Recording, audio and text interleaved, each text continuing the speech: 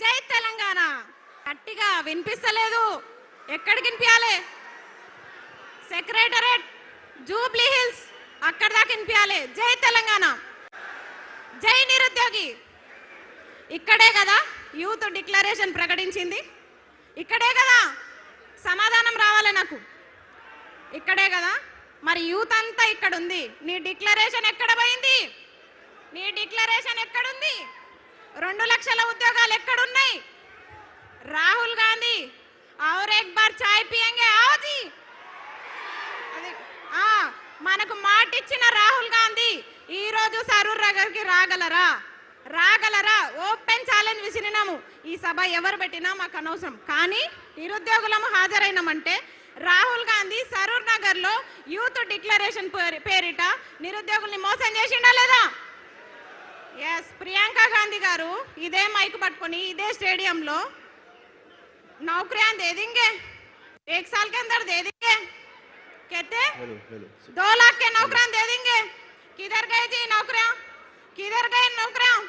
ఇంకొక ఆయన ఉద్యోగాలు అడిగితే ఇండ్రిని తాగండి, మీరు సావండి, కానీ ఉద్యోగాలు పెంచవా బిడ్డ? ఎందుకు పెంచావు ఉద్యోగాలు? 2 లక్షల ఉద్యోగాలు నీ గల్లా బట్టి వసూలు చేసుకుంటాం. నేను కూడా నీ పాలమూరు బిడ్డనే. నువ్వు పాలమూరు చివర్లో ఉండి నువ్వు మాట్లాడితే నేను కూడా పాలమూరు బిడ్డనే. పాలమూరు అంటే మొత్తం నువ్వేనా? ఒక కొండారెడ్డిపల్లి ఒకటే అనుకుంటున్నావా ఏంది?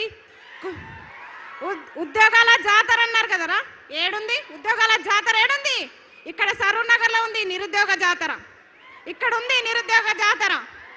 ఎక్కడుంది ఉద్యోగాల జాతర? 3వ సారి కూడా కురుమూర్తి జాతర వచ్చిందిరా అయ్యా, 3వ సారి కూడా కురుమూర్తి జాతర అయిపోయా, ఉద్యోగాల జాతర అంట. నిరుద్యోగ భృతి అన్నారు. రెంట్లు కట్టలేక ఎవరన్నా గుళ్ళకు సాయిబాబా టెంపుల్కి ఎందుకు పోతారు? దిల్సుఖ్ నగర్లో దేవుడికి దండం పెట్టుకోనికే పోతారు. కానీ మా నిరుద్యోగులు అన్నదానం పెడుతురని అన్నదానం కోతున్నారు. అవునా కాదా? మధ్యాహ్న భోజనం తినడానికి సాయిబాబా టెంపుల్కి పోతున్నారు. అలాంటి దుస్థితిలో నిరుద్యోగులు ఈరోజు ఉన్నారు. ఇక్కడ సభలు అందరం పెడుతున్నారు, పార్టీలు మారుతున్నాయి ఇక్కడ సభలు, కానీ నిరుద్యోగులు 2 సంవత్సరాలకు ఒకసారి 3 సంవత్సరాలకు ఒకసారి ఈ సభలకు అటెండ్ అవుతున్నాం. అవునా కాదా? ఇండ్రిని తాగాల? ఇండ్రిని డబ్బాలు దొరుకుతున్నాయా? ఫస్ట్ ఇండ్రి డబ్బాలు దొరుకుతున్నాయా? రైతులకే దిక్కు లేదు. మమ్మల్ని ఎక్కడి నుంచి తెమ్మంటావు? ఇండ్రిని డబ్బాలు తీసుకొస్తాం, ఇండ్రిని డబ్బాలు ఎట్లయినా పట్టుకొచ్చి తీసుకొస్తాం, చెరో డక్కని తాగుదాం. ఎందుకంటే నేను గెలిపించిన పాపానికి ఊరూరా తిరిగి అమ్మలక్కల కాళ్ళు మొక్కి గెలిపించిన పాపానికి ఫస్ట్ డక్కన్ రేవంత్ రెడ్డి తాగాలి. ఫస్ట్ డక్కన్ రేవంత్ రెడ్డి తాగాలి, తర్వాత రాహుల్ గాంధీ తాగాలి, తర్వాత ప్రియాంక గాంధీ తాగాలి. ప్రియాంక గాంధీ కంపల్సరీ తాగాలి. మహిళగా చెప్తున్నా, प्रियंका गांधी जी जरूर सरूर नगर का प्रोग्राम देखो. क्यों बोले तो बोले ना, यूथ डिक्लेरेशन के नाम पे हमको धोखा दिए प्रियंका गांधी. आपको दीदी समझे हम? कहाँ है आप?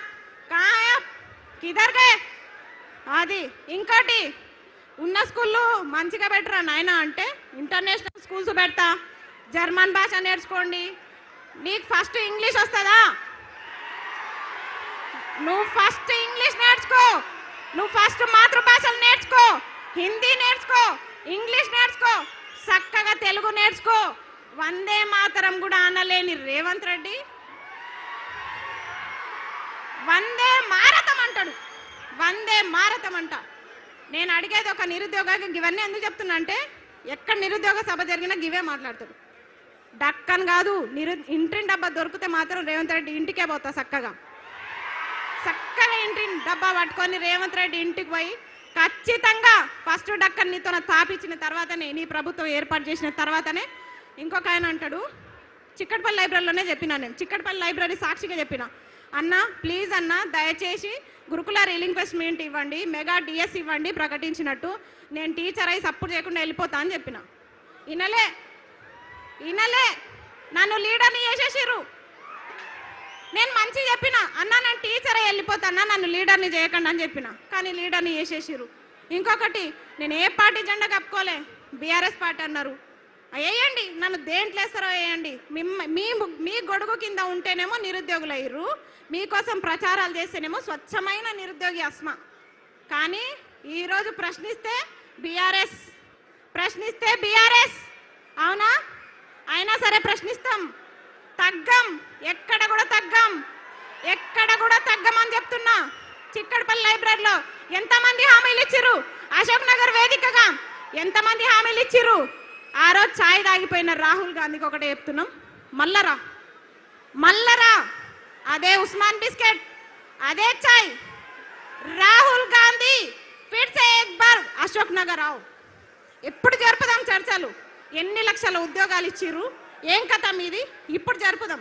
ఆయన అన్నాడు, అద్దంకి దయాకర్, వారం రోజుల్లో మీకు సీఎం అపాయింట్మెంట్ ఇప్పిస్తా, చిక్కడపల్లి లైబ్రరీలో సభలు పెట్టి. మీ సభలకు పర్మిషన్లు దొరుకుతాయి అక్కడ?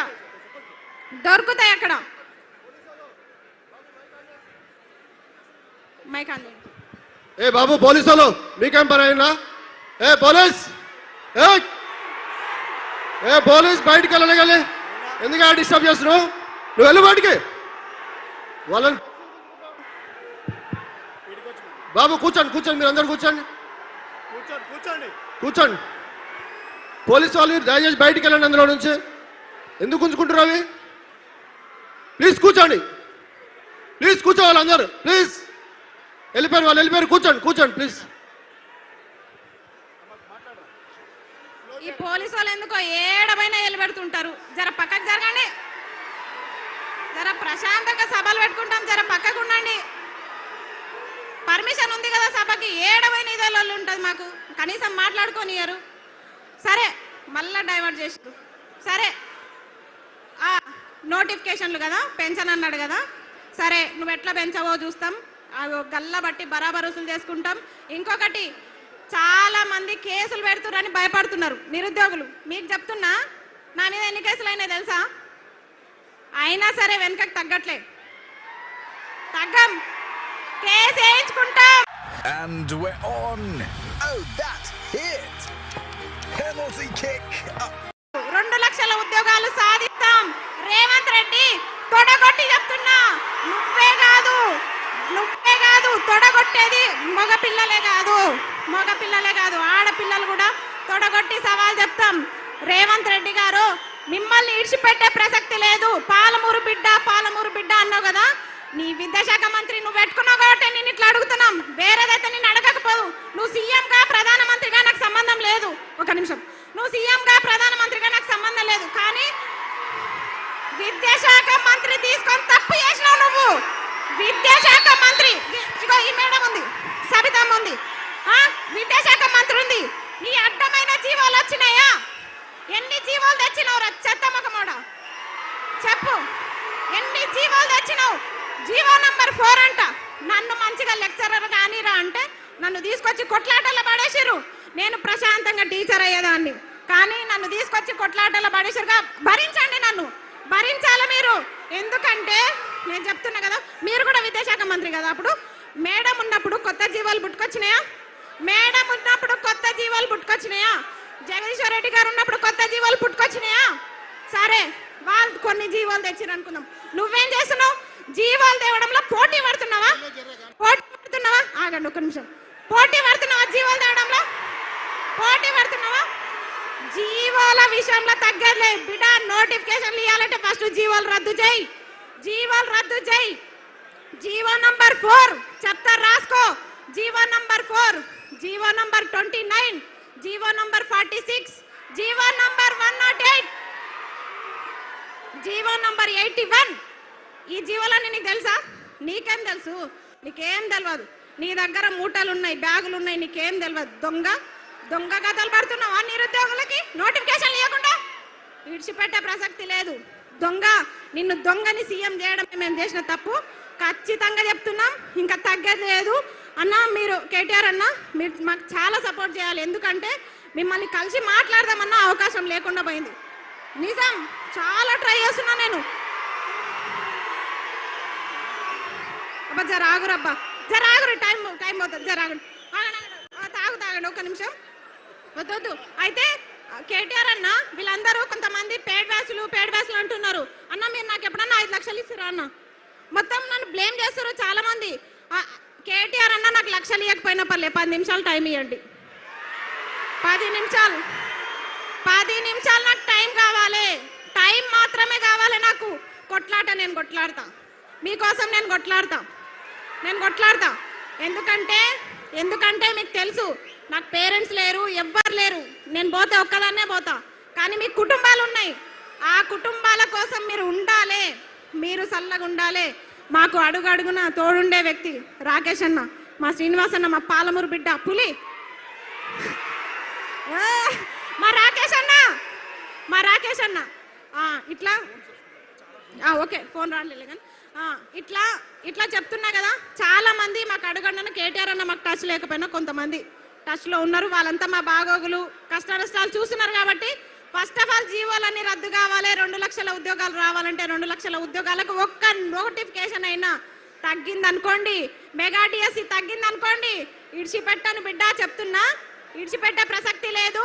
25,000 మెగా డిఎస్సి, గురుకుల notification, degree lecturer, junior lecturer, కాలేజ్లలో అసిస్టెంట్ ప్రొఫెసర్ నోటిఫికేషన్స్ అన్నీ కూడా ఇవ్వాలని చెప్పేసి నేను సరూర్ నగర్ సాక్షిగా డిమాండ్ చేస్తున్నా.